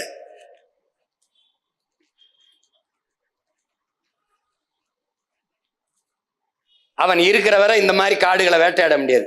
இந்த பழங்குடி மக்கள் தான் அதிகமாக குற்றச் செயல்களுக்கு பலியாகிறவர்கள். எப்படி? எவன் தாலி எடுத்தாலும் இவன் தான் திருநான், எவன் சாராயம் காய்ச்சலும் இவன் தான் சாராயம் காய்ச்சனான், எவன் நகை திருநாளும் எவன் வீட்டுல பணங்கள்லாம் போனோம் இவன் தான். ஏன்னா இவனுக்கு அதிகாரம் இல்லை, அரசியல் வலிமை இல்லை, கேட்க ஒருவனும் இல்லை, தூக்கி உள்ள போட்டுவான். இந்த வர்ணிக்கிறான் பாரு, இதுதான் இதுக்கு ஒரே விடிவு, ஒரே முடிவுதான். நமது அரசு நமது அதிகாரத்தை நிறுவுவதுதான், வேற வழியே கிடையாது. போங்க. இந்த பூமி நம்முடையது இல்ல. இப்ப இதை காட்டை ஆக்கிரமிச்சு அங்க போய் இருக்கிற எல்லாம் இந்த மாதிரி உயர்ந்த ரெசார்ட்டுகள் விடுதிகளை கட்டி தங்க ஆரம்பிச்சோன்ன அவன் வீட்டுக்குள்ள நீ போக அவன் காட்டுக்குள்ள இருந்து வெளியில வந்துட்டான், உன் வீட்டை நோக்கி வந்துட்டான். யானை புலி சிங்கம் கரடிலாம் தெருவுக்குள்ள புலி வந்துருச்சு, தெருவுக்குள்ள கரடி வந்துருச்சு, தெருவுக்குள்ள இருந்துச்சு. நீ அவன் தெருவுக்கு போனா அவன் உன் தெருவுக்கு போனான் வந்துட்டான். நீ அவன் வீட்டுக்குள்ள நுழைஞ்சா அவன் உன் வீட்டுக்குள்ள தண்ணி உணவை தேடி வந்துட்டான். அதான் இங்க. அப்ப வறண்டு போயிருது. இப்ப பாரு, தண்ணி நீர் வறண்டுது. கொஞ்சம் இருங்க, அதுல என்ன வருதுன்னா மலைகள் இருந்துதான் நமக்கு அருவி வந்தது, ஆறு நீரெல்லாம் வந்தது. ஆனால் இப்ப என்ன ஆயிடுச்சு, அதெல்லாம் அழிச்ச பிறகு, காடெல்லாம் அழிச்ச பிறகு, காடு மலையெல்லாம் வறண்ட பிறகு அங்கு வாழ்கிற யானை புலி சிங்கங்கரடி மான் மைனாக்கெல்லாம் மயிலுக்கெல்லாம் நீர் இல்லை. இப்ப இந்த அரசு பெரிய அரசு இல்ல, இது என்ன செய்யுது, போய் மலை அடிவாரத்துல தொட்டி கட்டி தண்ணி ஊத்துது. எப்படிப்பட்ட வளர்ச்சி, எப்படிப்பட்ட மாறுதல் பாரு. எங்கிருந்து வந்ததோ எப்படி இருக்கு. என்னோட நெல்லையெல்லாம் அறுத்துக்கிட்டு போயிட்டு எனக்கு அரைமரக்கா கடன் கொடுத்த மாதிரி அவன் இருந்தா நமக்கு எல்லாமே வந்தது. மலைதான் நீர் கோபுரமே. அந்த மலைகளை அழித்து விட்டு இந்தபடி தண்ணியை ஊற்றி வச்சுட்டு போறான். போவான் பாரு, என்ன நடக்கும் பாரு. இப்ப யானை குடிக்கும்.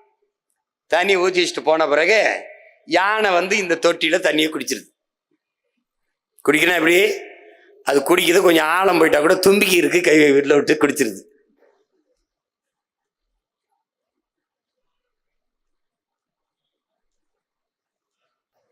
இப்ப யானை குடிக்கிறத நீ பாக்குற, ஏன்னா அதுக்கு தண்ணி துதிக்க இருக்கு, நீளமா இருக்கு. தண்ணி உள்ள தொட்டிக்குள்ள போன பிறகு இந்த பரிதாபத்தை ஒரு தடவை நீ பாரு. இப்ப தண்ணி உள்ள போயிருச்சா, இப்ப இவர் குடிச்சிட்டு போயிடுவாரு. இவங்கெல்லாம் என்ன பண்ணுவாங்கன்னு ஒரு தடவை பாரு. இவர் அப்படியே அந்த தண்ணியை சுத்தி சுத்தி வருவாப்ல. எவ்வளவு வழியை தருது பாரு. இவர் யானை செத்துட்டாரு, அவரால் வாழ முடியல. காட்டுக்குள்ள யானை செத்துட்டாரு, கடலுக்குள்ள இவர் தான் பெரிய ஆளு, திமிங்கலம் இவரு பெரிய சண்டீர் இவர் தான், இவரால வாழ முடியல, இவரும் செத்துட்டாப்ல. இப்ப கடல்ல பெரிய ஆளு திமிங்கலம் வாழ முடியல, காட்டுக்குள்ள பெரிய ஆளு யானை அவர் வாழ முடியல. காட்டுக்குள் யானையும் கடலுக்குள் திமிங்கலமும் வாழ முடியாத போது நாட்டுக்குள் மட்டும் மானுடா நீ எப்படி வாழ்வாய் என்ற கேள்வியை நீ எழுப்பாகணும்.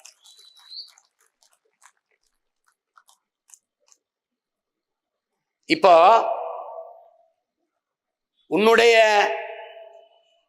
உன் இனத்தின் தொன்மத்தை நீ அறியணும்னா, நம்ம முன்னோர்கள் சொல்லிக்காம பாரு, இவன் பூரா மருத்துவன். உன் இனத்தின் தொன்மத்தை நீ அறியணும்னா, இன்னும் மலைகளில் எண்ணற்ற மூலிகைகள் நிறைந்து வளர்ந்து இருக்கிறது. நீ போய் தேடு. எந்த மூலிகையை சாப்பிட்டால் என்ன நோய் குணமாகும்? டெங்கா நிலவேம்பு, கொரோனாவா கபசுர குடிநீர், மஞ்சக்கா மலையா கீழா நெல்லி, அப்படி கண்டு உணர்ந்திருக்கான் பாரு. அகத்திக்கிரையா அகத்துக்கு நல்லது, சீரகமா அகத்தை சீர் செய்யும் சீரகம், முருங்கைக்கிரையா இரும்பு சத்து அதிகம், பொன்னாங்கண்ணியா கண்ணுக்கு நல்லது. எல்லாத்தையும் கண்டு உணர்ந்து பகுத்து வகுத்து உன் முன்னவன் வச்சுட்டு போயிருக்கான். அதை நீ தேடி எந்த செடியை தின்றால் என்ன நோய் குணமாகும் என்று ஆராய தொடங்கினால் உன்னுடைய இனத்தின் தொன்மத்தை நீ அறிய முடியும்டாங்கிறான். அது எவ்வளவு மூத்த இனம் என்பதை நீ கண்டுணர்வாய்ங்கிறான். அவ்வளவு மூலிகையும் தந்தது அவதான், அந்த மலைதான். அதுல இன்னைக்கு என்ன பண்றான்? இந்த இயற்கை மூலிகை மருத்துவம் இருக்கிற வரை செயற்கை மருத்துவத்துக்கு நீ அலோபதி மருத்துவத்துக்கு வரமாட்டாயின்னு பார்த்தினிய செடியை உள்ள விட்டு மொத்த மூலிகையும் மறைச்சிட்டான். இப்ப மலை எங்கும் பார்த்தினிய செடிதான். உன்னுடைய மூலிகைகளை நீ கண்டு தேடி பிடிக்கவே முடியாது. அப்படி மறைச்சு விட்டான், முடிச்சு விட்டான்.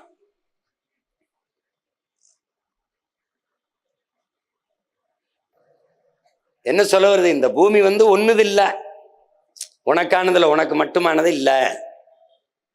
இது பல கோடிக்கணக்கான உயிர்களின் உடைமை, பல கோடிக்கணக்கான உயிர்களின் உடைமை இந்த பூமி.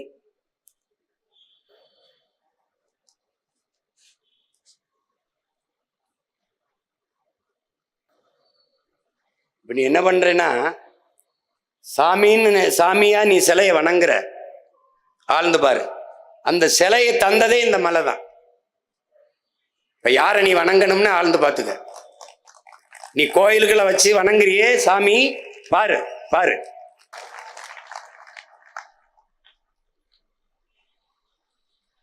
அந்த சாமி சிலையை தந்தது அந்த மலைதான்.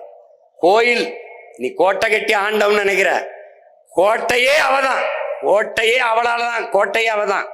நீ கோயில் நீ வழிபடுகிற, இந்த கோயிலுக்கு காணிக்கை செலுத்தின கொடையை கொடுத்தங்கிற, கோயிலே அவ கொடுத்த கொடைதான் என்பதை நீ மறந்துடக்கூடாது. அப்படின்னா நீ யாரை வணங்கணும்னு பாத்துக்க.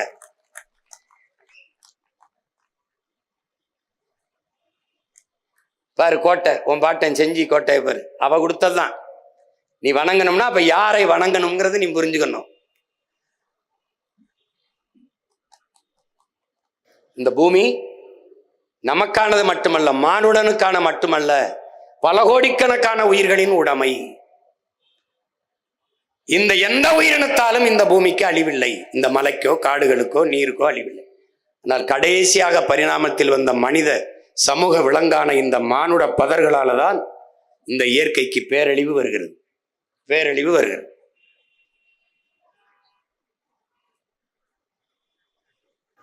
இது மலை என்று நீ நினைக்காத. இது மலை அல்ல, இது மலை அல்ல, இது மலை அல்ல.